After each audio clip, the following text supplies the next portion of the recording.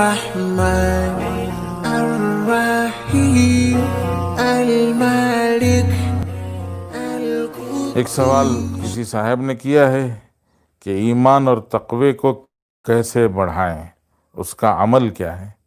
جی، ایمان ایک نور ہے، تقوی ایک نور ہے، ایک خوبی ہے، ملکہ ہے، اندر کی استعداد ہے، قوت ہے۔ جی، جتنا ایمان کا نور بڑھتا ہے اتنا تقوی کا ملکہ، تقوی کی طاقت بڑھتی ہے۔ جی، ایمان کا نور کیسے بڑھے گا؟ ایمان کا نور ایمان کے مذاکروں سے بڑھے گا، ایمان کے لیے جد و جہد سے بڑھے گا۔ جی، ایمان ہم سب جانتے ہیں کہ اللہ اور اللہ کے رسول سے محبت کو کہتے ہیں۔ جی، اللہ اور اللہ کے رسول صلی اللہ علیہ وسلم کی باتوں پر یقین کو کہتے ہیں، کہ اللہ کی بات کا یقین، اللہ کے رسول کی بات کا یقین یہ دل میں آ جائے، کہ ہم اللہ اور اللہ کے رسول کے کہے ہوئی باتوں کو پورے یقین کے ساتھ میں اپنے دل میں بٹھا لیں، اور اللہ کے ساتھ میں ہماری محبت اور اللہ کے رسول کے ساتھ میں ہماری محبت ہر چیز سے زیادہ بڑھ جائے۔ تو یقین اور محبت کے پیدا کرنے کا راستہ یہ ہے کہ ہم صحابہ کرام رضوان اللہ تعالیٰ علیہم اجمعین نے اپنے ایمان کے بڑھانے کے لیے ایمان کی ایک مستقل محنت ہے، اس محنت کو اختیار کیا تھا۔ ایمان کی محنت کیا ہے؟ کہ دین کی دعوت، جب دین کے مذاکرے کریں گے، اللہ کی بڑائی کے تذکرے کریں گے، اللہ جل شانہ کی شان و شوکت کے تذکرے کریں گے، اللہ کے خزانوں کی، اللہ کے داد و دہش کے تذکرے کریں گے، تو اللہ تعالیٰ سے تعلق بڑھے گا۔ اور پھر اللہ کے لیے قربانی دینا، اللہ تعالیٰ کے لیے محنت اور مشقت برداشت کرنا۔ آدمی جس کے لیے قربانی دیتا ہے اس کے لیے اس سے محبت پیدا ہو جاتی ہے، اس سے تعلق پیدا ہو جاتا ہے۔ ایک دوست بیمار ہو گیا، آپ نے دوست کی بیماری میں دوست کے سراہنے بیٹھے رہے، اس کے سر پر پانی کی پٹیاں لگاتے رہے، اس کے دوا دارو کا پورا خیال رکھتے رہے، تو اس دوست کے دل میں آپ کی محبت پیدا ہو جاتی ہے، اور آپ کے دل میں اس کی محبت پیدا ہو جاتی ہے۔ حضرات علماء نے بڑی عجیب بات فرمائی، ارشاد فرمایا کہ عام طور سے یہ ہوتا ہے کہ کسی سے تکلیف پہنچتی ہے تو آدمی کو اس سے نفرت ہوتی ہے۔ جی، لیکن عجیب بات یہ ہے کہ ماں کو اولاد سے تکلیف پہنچتی ہے، لیکن تکلیف کی وجہ سے نفرت نہیں، محبت بڑھ جاتی ہے۔ جی، ماں اپنے پیٹ میں 9 ماہ تک بچے کو اٹھائے رکھتی ہے، تو یہ بچے کے لیے ماں 9 مہینے تک تکلیف اٹھا رہی ہے۔ پھر بچے کا پیدا ہونا ماں کے لیے موت اور زندگی کی ایک جنگ ہے، کہ بہت ساری مائیں زندگی کی جنگ ہار جاتی ہیں، موت کے منہ میں پہنچ جاتی ہیں۔ بہرحال بچہ پیدا ہو گیا تو بچے کے پیدائش کے بعد ماں کے لیے 2 سال تک اپنا خون دودھ بنا کر بچے کو پلانا، تو بچے کے لیے ماں نے تکلیف اٹھائی۔ تو بچے کے لیے جب ماں تکلیف اٹھاتی ہے تو ماں کے دل میں بچے کے لیے محبت پیدا ہو جاتی ہے۔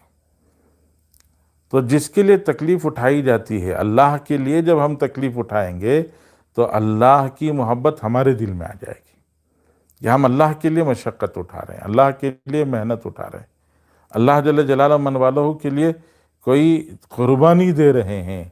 تو جب آدمی اللہ کے لیے قربانی دیتا ہے تو اللہ کی محبت اس کے دل میں پیدا ہو جاتی ہے، اللہ کی باتوں پر یقین اس کے دل میں پیدا ہو جاتا ہے۔ ایمان کا نور جتنا دل کے اندر آتا ہے، جی بڑی پیاری بات ہے۔ میں نے سیرت المصطفیٰ کی پہلی جلد نہ کہا، ایک شاعر گزرے، بہت اچھے شاعر ہیں، مظفر وارثی جی، ان کا ایک بڑا پیارا شعر میں نے پڑھا، جی بہت ہی پیارا شعر ہے۔ اس قدر خوف خدا ہو کہ نڈر ہو جاؤں، اس قدر خوف خدا ہو کہ نڈر ہو جاؤں، اللہ کا ڈر اتنا میرے اندر پیدا ہو جائے کہ میں مخلوق سے نڈر ہو جاؤں، اللہ کا خوف اتنا دل کے اندر آ جائے کہ مجھے کسی اور کا خوف اپنے دل میں رکھنے کی ضرورت نہ پڑے۔ تو خوف خدا کو تقویٰ کہتے ہیں، کہ آدمی کے دل کے اندر اتنا اللہ کا ڈر آ جائے کہ وہ ہمیشہ اللہ سے ڈرتا ہو۔ یعنی اللہ سے ڈرنے کا مطلب کیا؟ علماء نے فرمایا کہ عجیب بات یہ ہے کہ مخلوق سے جب آدمی ڈرتا ہے تو مخلوق سے دور بھاگتا ہے، لیکن اللہ کی ذات کے معاملے میں یہ الٹا ہے کہ جتنا اللہ سے ڈرے گا اتنا اللہ کے نزدیک جائے گا، اللہ کا قرب حاصل کرے گا، اللہ تعالیٰ کے سے محبت اور پیار بڑھائے گا۔ تو ایمان اور تقویٰ کے بڑھانے کے راستے یہ ہیں کہ اللہ کے لیے قربانی دی جائے، اور جن لوگوں نے اللہ کے لیے قربانی دے کر اپنے دلوں میں اللہ کی محبت، اللہ کی باتوں کا یقین اپنے دل میں پیدا کیا ہے، ان کی صحبتیں اختیار کی جائیں، ان کے ساتھ اٹھنا بیٹھنا ہو، ان کے ساتھ میں رہنا ہو۔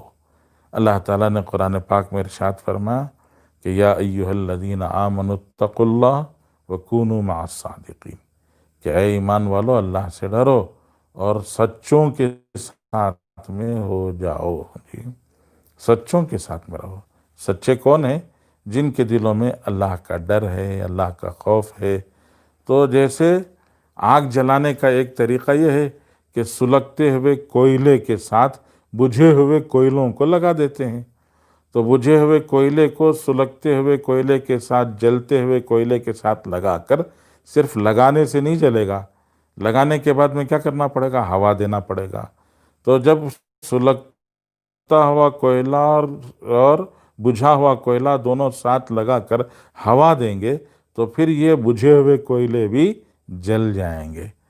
تو یہی مثال بزرگوں نے دی ہے، فرمایا کہ وہ اہل دل، اہل ایمان، وہ اللہ والے، اہل اللہ، ان کی مثال سلگتے ہوئے کوئلوں کی طرح سے ہے کہ ہم اگر ان کی صحبت میں بیٹھیں گے، ان کے ساتھ رہیں گے، تو پھر ہمارے دل بھی ان کے ساتھ رہنے کی وجہ سے ہمارے دلوں میں بھی اللہ کی محبت کی چنگاری جل جائے گی، یہ نور ہمارے دل میں بھی پیدا ہو جائے گا۔ اللہ سے دعا فرمائے اللہ تعالیٰ ہم سب کو بھی ایمان کی دولت عطا فرمائے، تقوی کا نور عطا فرمائے۔ تقوی ایک روشنی کو کہتے ہیں۔ علماء فرماتے ہیں کہ جیسے دو روشنیاں ہو تو انسان دیکھ پاتا ہے، نہیں تو نہیں دیکھ پاتا۔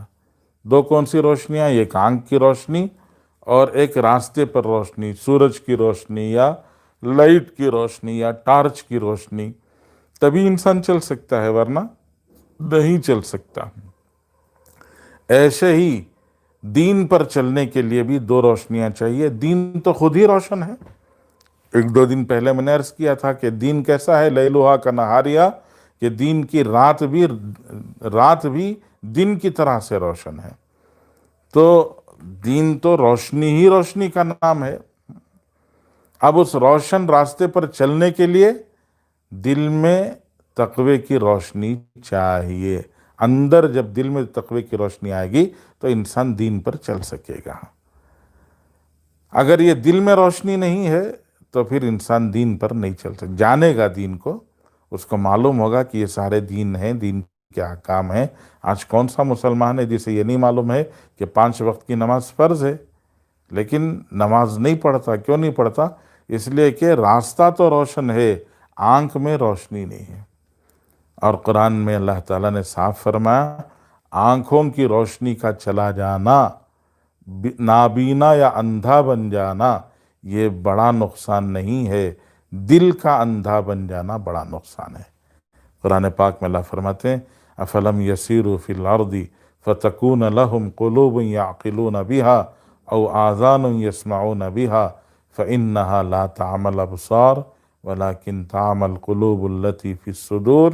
بات یہ ہے کہ آنکھیں اندھی نہیں ہوتی ہیں، سینوں میں رہنے والے دل اندھے ہو جاتے ہیں۔